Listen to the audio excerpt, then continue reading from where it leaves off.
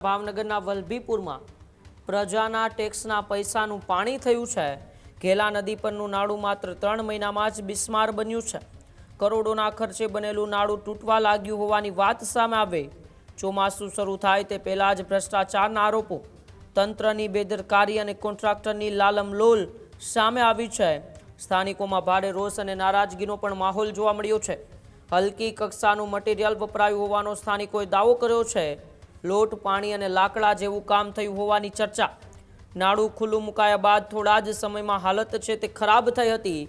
ભારે વરસાદમાં આખું નાળું ધોવાઈ જવાની ભીતિ।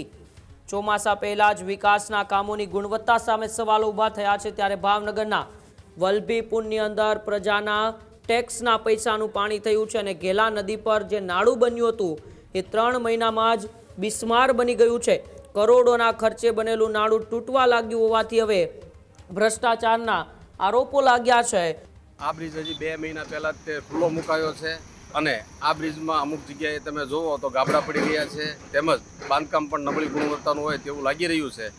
એટલે કોન્ટ્રાક્ટર અને અધિકારીઓની મીઠી નજર નીચે આ બ્રિજનું કામ થયું હોય તેવું લાગી રહ્યું છે। આશરે કેટલા કરોડના ખર્ચે બ્રિજ બન્યું? આ કરોડો રૂપિયાના ખર્ચે બ્રિજ બન્યો છે।